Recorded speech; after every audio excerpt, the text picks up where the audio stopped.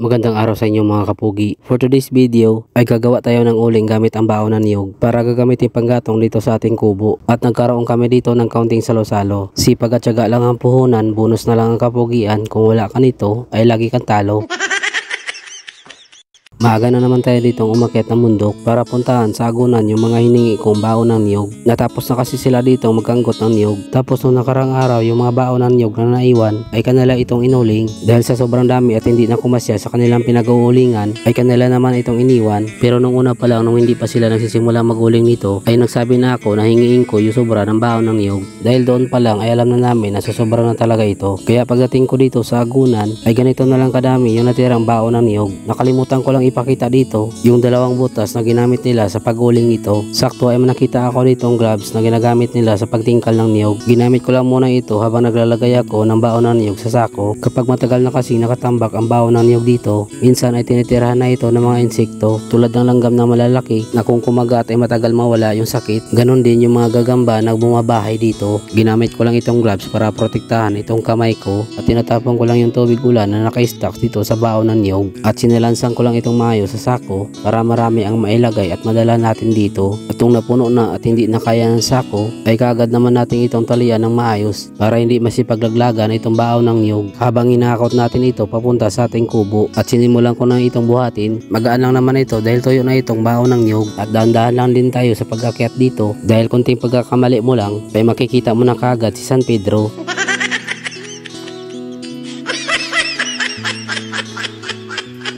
Medyo malapit lang naman ang kubo natin mga kapugi. Isang minuto lang ng paglalakad ay makakarating na tayo dito. At pagdating ko dito ay tinitingnan ko kung saan ko ito ipapwisto. At dito ko lang inilagay malapit sa pagbubutasan natin ng lupa. Ito yung area na pinagtaniman namin ni Bena ng milon. Dahil sa malakas ang ulan at ang hangin na dulot ng bagyo ay hindi na ito umasinso. Sa ngayon ay nakatambay lang muna ito dahil pinag-iisipan pa ni Bena kung ano magandang itatanim dito. At busy lang din ako dito sa paghahakot ng baon ng niyog. Di rin gaano dito mainit dahil sa oras ito ay maulap ang kalangitan. Ito ay pangatlo at huling hakot ko na ito dahil naubos ko na hinakot ang baon ng niyog galing doon sa agunan. At sa area na ito ay dito tayo mag-uuling mga kapugi. Dito malapit sa ating kubo para kung in case man na umulan ay malapit lang yung pagsisilungan natin dito. At pumasok na muna ako dito sa ating kubo para kumuha ng gamit na gagamitin natin sa pagukay ng lupa. Dito lang tayo magukay sa area na medyo patag ang lupa. At malit lang yung butas ang gagawin natin dito mga kapugi dahil konti lang naman itong baon ng niyog na gagawin nating uling. Sakto ay malambot lang yung lupa na pinagbubutasan natin dito at napadali lang natin na palalim sakto sa ating plano. At kumuha lang ako dito ng baon ng niyog na gagamitin natin sa pagkuha ng lupa doon sa ilalim ng butas dahil kung gagamitin pa natin ang ating kamay sa pagkuha ng lupa dito ay tiyak ng matatagalan po tayo.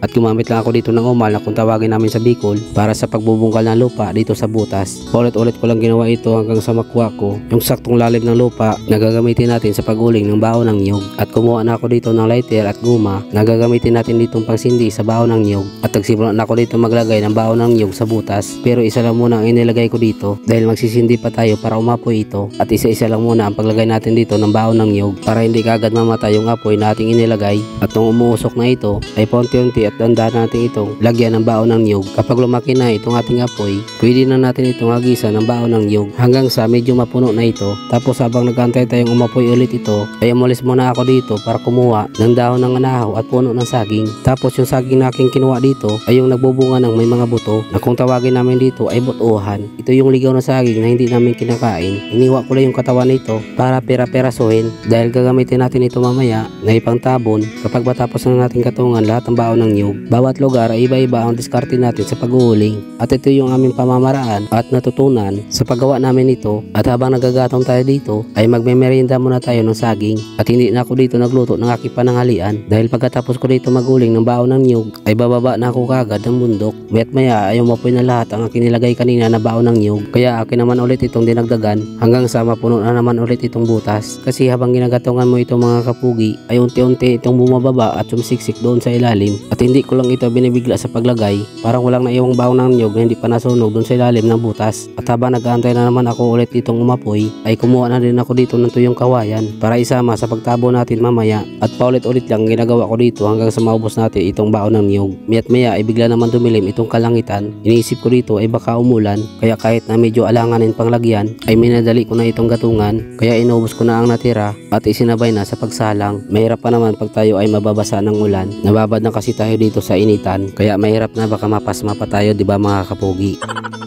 Tapos ay biglang uminit na naman. Akala ko ay magbabadya ng umulan, pero ayos lang din ito para tuloy-tuloy pa rin ang pagtrabaho natin dito. At malapit na rin maubos gatungan itong baon ng nyug. Hinuhukay ko lang ito at inaayos para lahat ng baon ng nyug ay masusunog. Pag hindi mo ito ginawa, ang iba dito ay hindi magiging uling. At kailangan mo talaga dito balutan ng katawan mo ng damit dahil sobrang napakainit ito. Kahit na nga balot na balot ako dito, ay nararamdaman ko pa rin yung init na tumatago sa aking damit. Dagdagan pa ng sikat ng araw. Ay nako, heat stroke ang abot natin dito mga kapugi.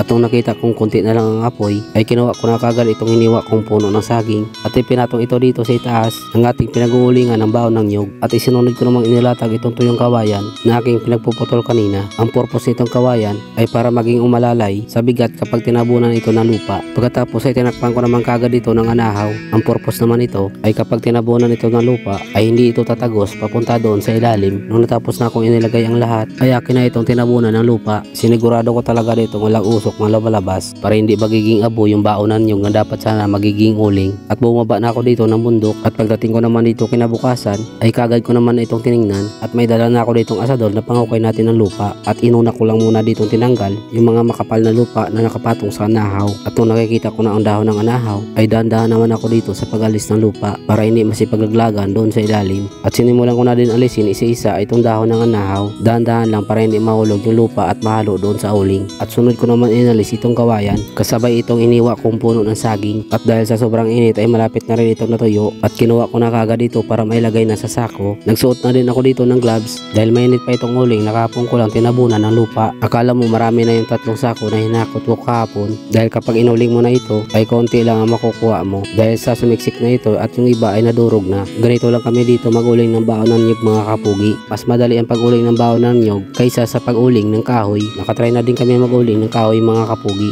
Kaya nasabi kong mas madali ang mag-uling ng baon ng niyog. Pero ngayon ay meron na tayong panggatong dito sa ating kubo. At abangan nyo na lang kung paano ako gumawa ng lutuan gamit ang uling na panggatong. At ito na ang finished product ng paggawa ko ng uling gamit ang baon ng niyog mga kapugi. Mayat maya dumating sila biyanan ang aking asawa, aming mga tiyahin at pinsan. Gusto daw nila makaranas kumain dito sa itaas ng bundok. Kaya mag-iihaw kami dito ng karning baboy at isda. At magagamit ko kagad itong uling na ginawa ko mula sa baon ng niyog. Tinakpan ko lang ng yero itong pangalawang butas ng ating bagong lutuan para malagyan ng uling sa itaas dahil dito tayo mag-iihaw mga kapugi. At habang nagsasaing tayo dito sa kabila, nung nagbabaga na itong ating uling ay kinalat ko lang ito ng saglit para mailagay itong bakal na ihawan. At ang una namin ditong isinalang ay itong dalawang isdang tilapia. Buti na lang ay nabaliktad ko ito kagad dahil muntik pa ito masunog.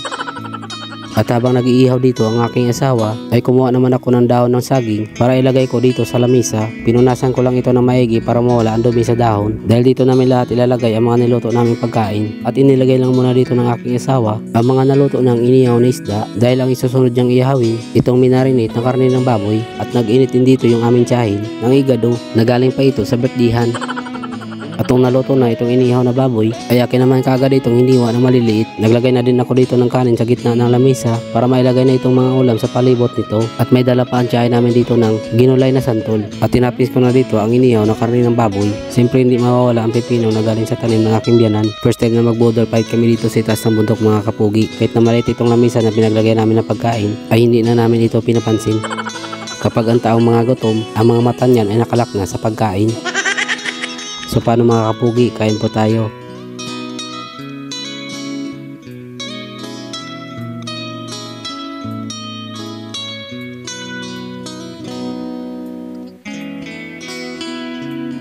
Sa mga nakaabot sa dulo ng aking video, maraming salamat at God bless sa inyo lahat. Shoutout nga pala kay Zefred Enting, watching from Alhasa Hofo, kay Teresa Capistrano, kay GR Treminio, na taga Labisares Northern Samar, kay Bal WPC Briggsy, na taga Malinaw Albay, kay Nards Gadwina na taga General Trias Cavite, kay Ana Marie Sandoval Canaco watching from Bahrain, kay Randy Mendinilla na taga Caloocan City, kay Terdy Bidia Bayonita, kay JM Pareñas, kay Mel Mariano Saclayan na taga Marcos Ilocos Norte, kay Gilbert Masilang watching from Israel, kay Ami Isguera na taga Nueva Ecija, kay Lina Reyes Malabag Marcelino na taga Payatas Quezon City, kay Maricel Responso Ramos watching from Taiwan, kay Musikero L na taga Bicol, kay Jomer G. Panis from my hometown dyan sa Isolan Sultan Kudarat Mindanao, at sa asawa ni Marites Batahan Porto na si Sandy Porto na taga Bukal Batangas City, at binabati ko rin ang uncle ko dyan sa Agusan del Sur na si Almarti Frosa. At yun lamang po mga kapugi, maraming salamat.